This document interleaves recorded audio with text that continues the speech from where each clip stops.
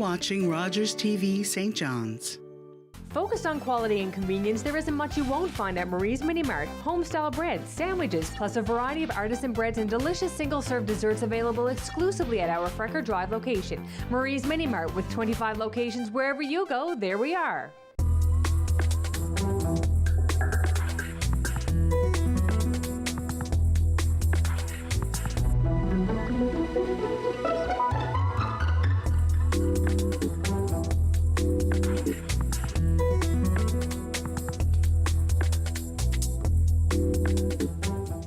Hello, I'm Karl Wells.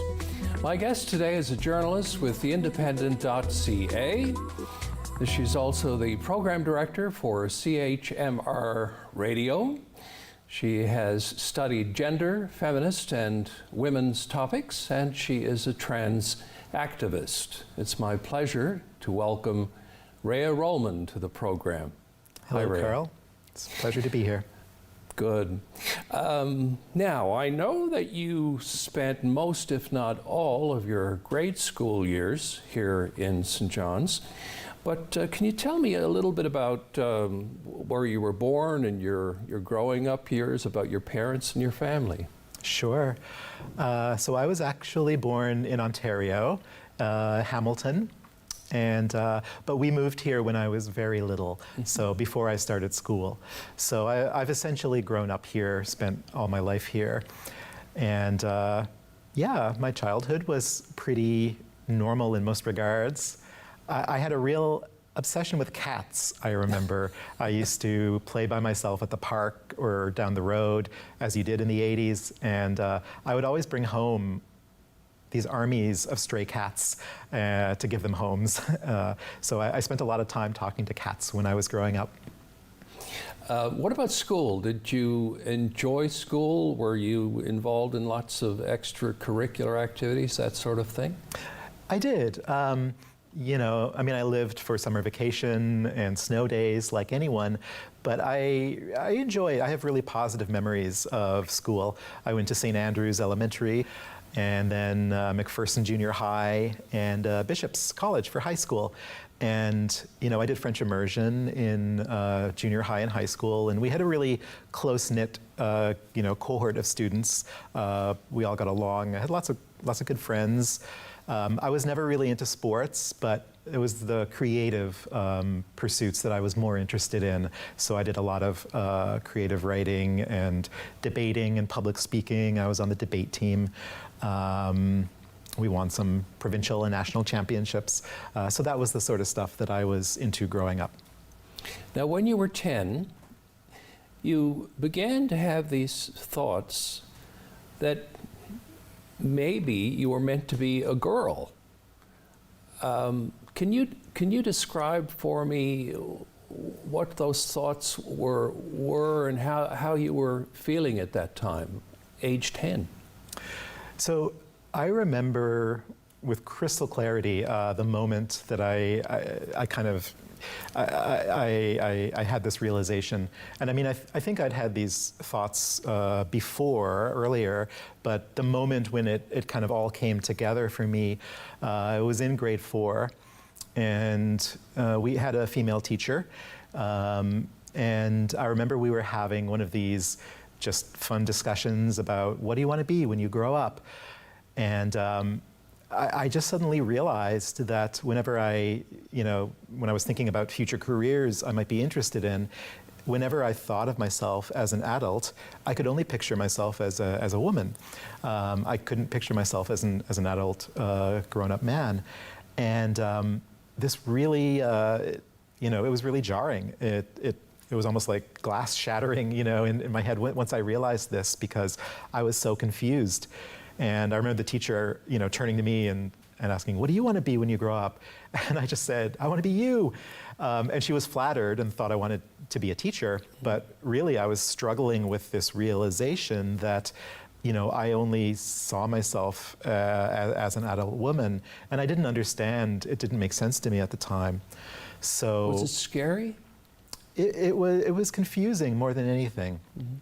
I knew this wasn't normal by any stretch of what we were being taught in school. I mean, we were taught nothing about gender or sexuality or anything like that back in these days. And I really kind of struggled with it. You know, I went home, I thought about it, didn't make sense to me.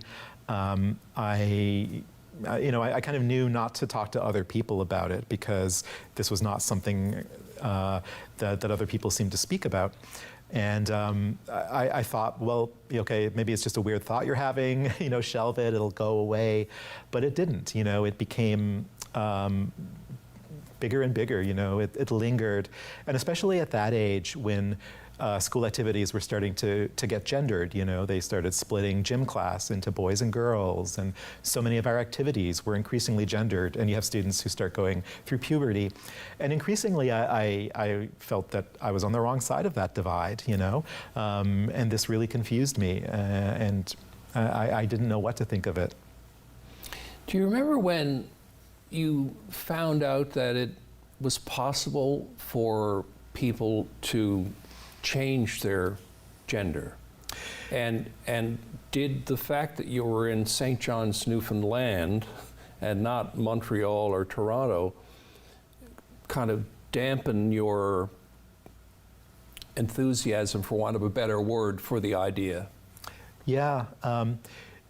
You know, again, I think it's important to remember this was, you know, the 80s Yes. and the 90s, and things were so different then. You know, I go to elementary schools today, and, you know, kids talk about, you know, gender identity, and it's wonderful. But back then, there was no education about any of this. It wasn't spoken of. I think the first time I realized that this was something beyond just a thought in my head, I came across a newspaper. You know, my parents left the newspaper lying around, and I came across an article one day. It was in elementary school around this time, and it was about, I think, a trans tennis star, and it kind of briefly encapsulated the story of her life and her coming out and transitioning. And so this was the first time I had any inkling that, oh, you know, this is something that exists in the world. There's other people besides me who seem to have this experience. And, you know, it helped provide clarity. It was also quite terrifying because I realized it wasn't just some random weird thought that was going to go away eventually. So that's the first time I realized this. You know, the internet was not really around at the time. No. It existed, but not in the form it is today. Very few people used it, and there was no social media like today. I spent a lot of time in the library, so I, you know, hunted out encyclopedias and was able to put together bits and pieces of what trans identity was all about. And then I was actually one of, I think, the early people who started using the internet here. There was a cohort of us who were online, and we all knew each other in the city, you know. And once I was able to go online, I came across, you know, accounts from other cities, other countries, people talking about their experiences transitioning, trying to access hormones and surgery. So this really opened up a whole new door, and I was able to understand, you know, my own experience a lot more and start to get a sense of what options were out there and how other people were dealing with this stuff. Yeah, and I can't imagine that there were that many out trans people in St. John's when you were younger. So you really didn't have anybody who was going through what you were going through, or who had gone through what you were going through to talk to, right?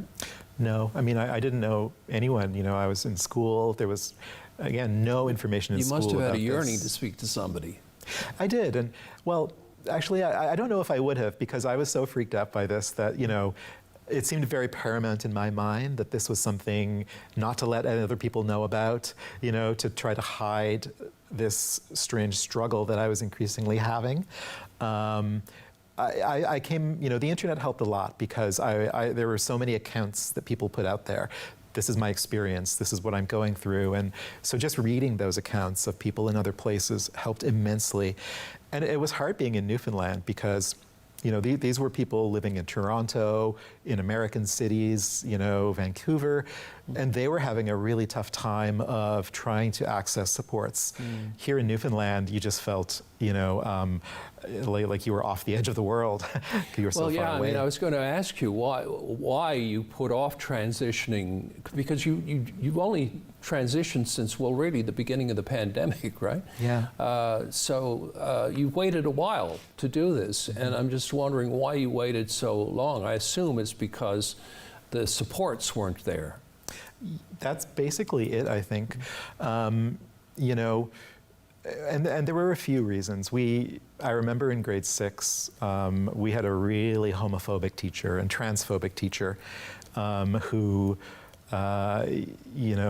he would just sometimes break off the lesson plan and just start going into rants about gay people and trans people, very angry. In the Newfoundland school system? Yeah. In grade 6? In grade 6, yeah. And, it was upsetting. I mean, we were just kids. We didn't really understand what he was talking about. I'm blown away. I'm actually appalled to hear that. Yeah, it was frightening. And like I said, we didn't really understand a lot of what he was talking about, but we knew that, okay, this man is angry. This is like hate coming from this man. This man should have been fired. Yeah, but, no one thought or acted like it was unusual. And so that really, we kind of knew that, okay, no one should be this angry about other human beings, but it really underscored this need to kind of not tell other people. In my own case, I thought very seriously about coming out and transitioning. When I was in high school, I really wrestled with that decision. I wanted to. I dreamt about it, but reading the accounts of people who were doing this, this was the early 90s, trans healthcare was in the medieval ages, really. People in Toronto, for example, they had to go before boards of psychiatrists. They had to prove that they were trans. There were these weird rules about, living in an outwardly presenting the gender you're transitioning to before you would even be approved for hormones or surgery. You had to do that for years, which meant you had to act out this very caricatured, stereotyped version of femininity for trans women. And, it was just, there were no human rights protections, so trans people were being, fired right and left from jobs when they came out. I mean, a lot of that still goes on, but at least there are now... Human rights protection here was granted about 7 years ago. That's correct. And medical support, some medical support a couple of years ago, I guess. Yeah, the medical supports have grown. About 2 years ago, the MCP policy was overhauled to provide additional supports and to try to make things a bit more accessible.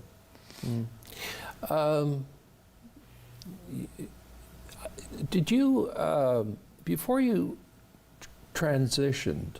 started your transition, were there times when you felt like you were, in a sense, pretending to be a man?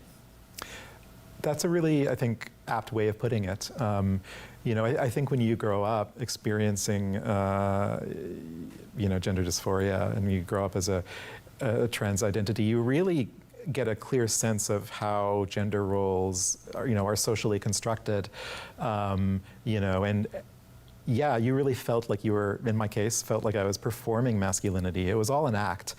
And I think you become very good at performing it, because you're very concerned that other people perceive you in this way.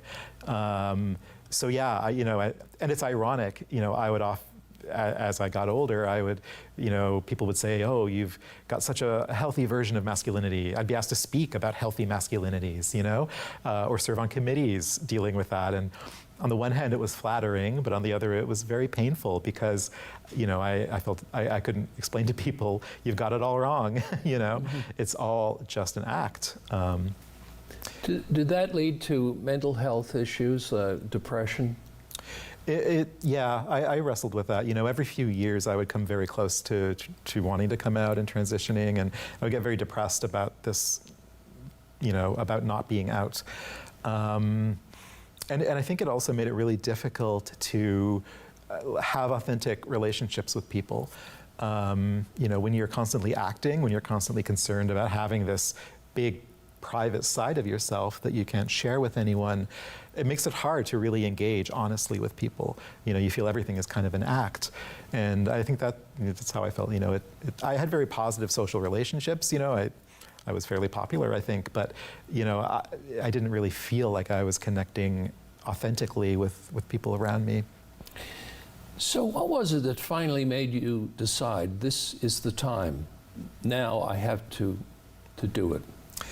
Well, like I said, I would struggle with this every few years, and it's ironic. Growing up, there were no supports, nothing in the healthcare system or the education system, no human rights protections, and all of this. I decided I didn't want the hassle I didn't want my entire life to be arguing with psychiatrists. And so I decided not. I continually made the decision not to come out, and then. In more recent years, when human rights protections started coming in, when the healthcare system started improving trans healthcare, I started, I thought again about coming out, but then I told myself, nah, you're too old. Hormones are less effective the older you get, surgeries become more complicated, you're ensconced in professional relationships and you don't know what will happen to those if you transition. So I would convince myself, too late. It was a few years ago, maybe 3 years ago, I was reading an article, I think it was published in Vice, and it was an article about older people transitioning. And I'm so glad that this article was written because it just floored me. And these were interviews with folks who were way older than me, people in their 50s and 60s. There was a trans woman in her 80s who transitioned in her 80s, surgical transition too, I believe. And I was just amazed because I realized two things. First of all, these people, reading these people talk about how positive their lives became after they transitioned, I realized that, wow, okay, it can still make a big difference in your life, no matter how old you are, being able to come out and live authentically. It just improved their lives, and I realized there's no real age limit on that. And the other thing I realized, I had always kind of hoped, I guess, that if I just ignored this, it would eventually go away and I'd stop wrestling with this. But that doesn't happen, and reading about people in their 70s and 80s transitioning, I realized it was never going away. I was gonna always be dealing with this. And I didn't want to be, in my 60s looking back thinking, gosh, you could have transitioned decades ago. Why didn't you? So by the time I finished reading that article, I think I had kind of subconsciously decided, okay, you've got to do this. Who was the first person you told? I told my partner at the time first. We had numerous discussions about gender and sexuality, and so I had a pretty good sense that they would be okay with me coming out. It was still scary, very scary, to articulate this thing that you've been, feeling for so many years, and that you have kept private and secret. But I told them, and like I had hoped, their response was just so positive, enthusiastic. They were amazing. So that went beautifully. What about your parents, your family, your friends?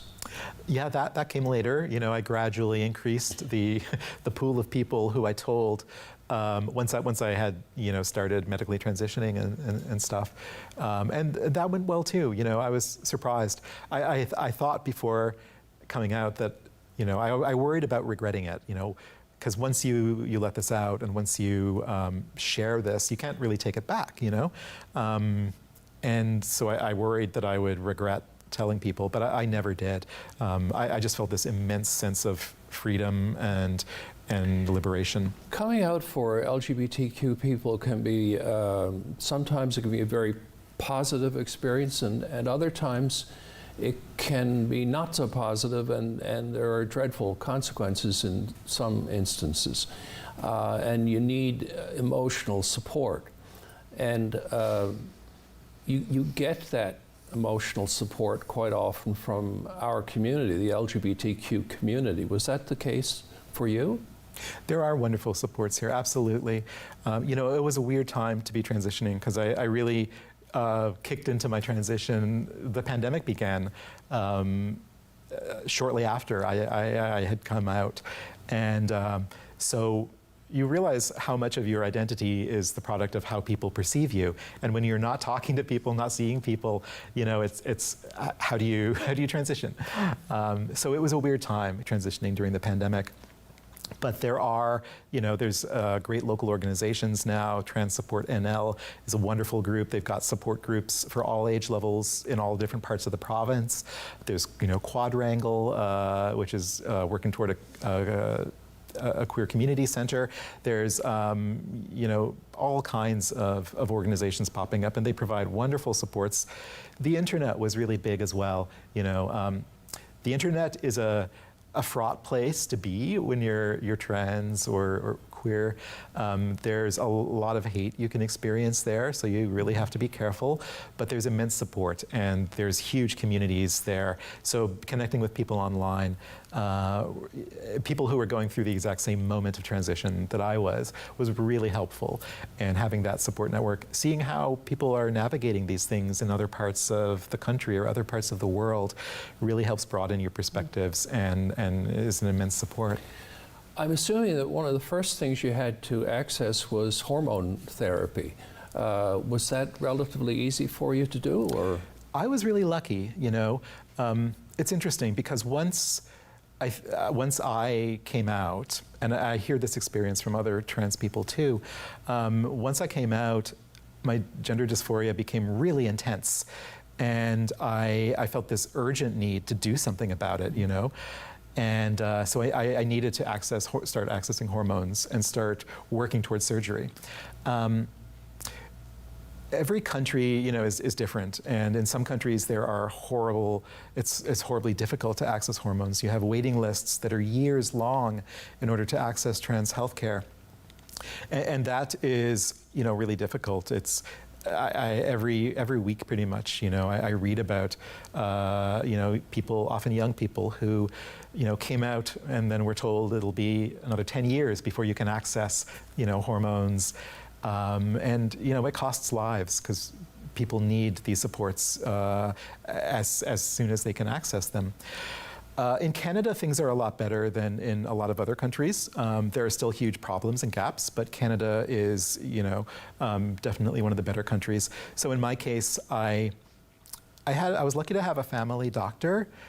I didn't feel comfortable going to my family doctor though, because, you know, I was always dealing with these very heterocentric, ciscentric, you know, male medical residents. I didn't get any sense of diversity or inclusion, you know, from the clinic, and so I didn't really feel safe coming out there.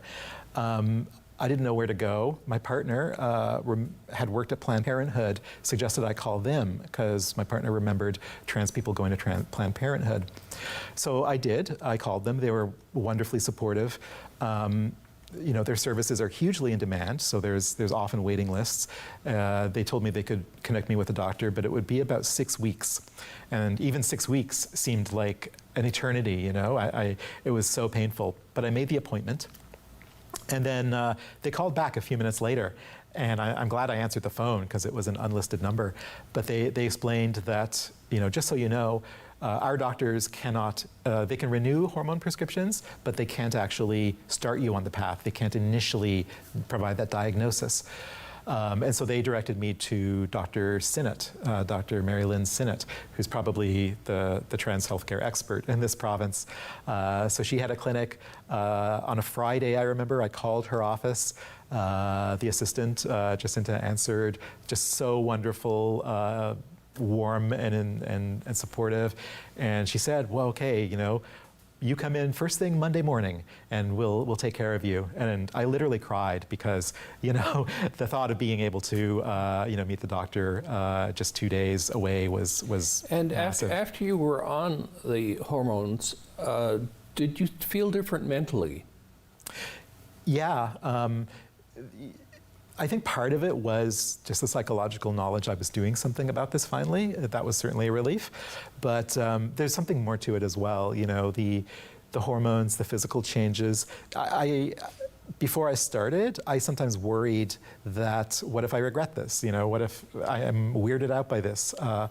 You know, so I was very afraid. But once I started them, you know, it felt so natural. It felt right, you know, as your body starts changing and you start taking hormones. It felt like I was finally writing things, you know. I was that I was feeling comfortable in my body for the first time ever, really. And that was a really remarkable thing to experience.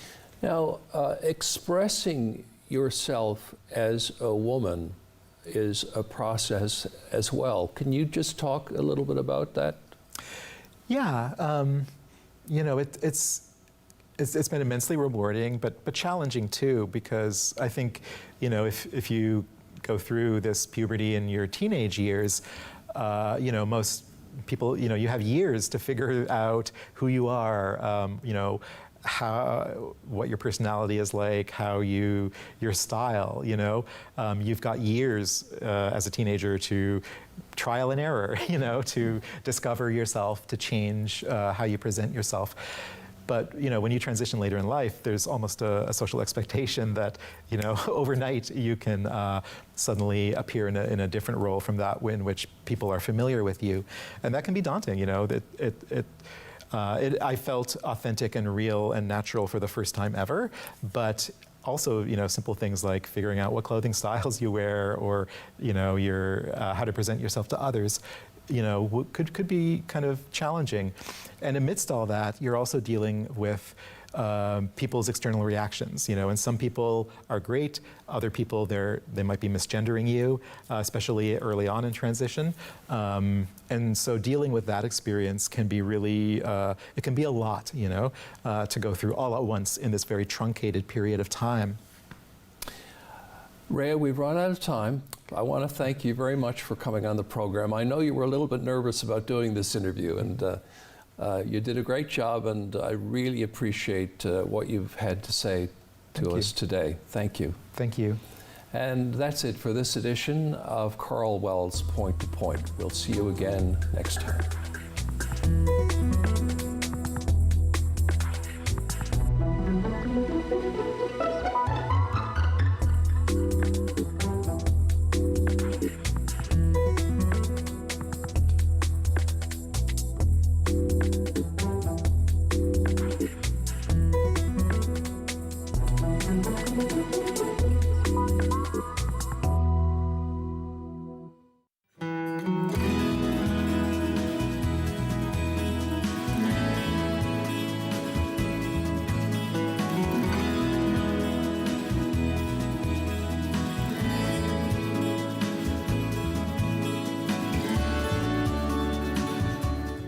If you want convenience, Marie's Mini Mart is here for you. A one-stop shop for a variety of products, home-style breads, sandwiches, plus check out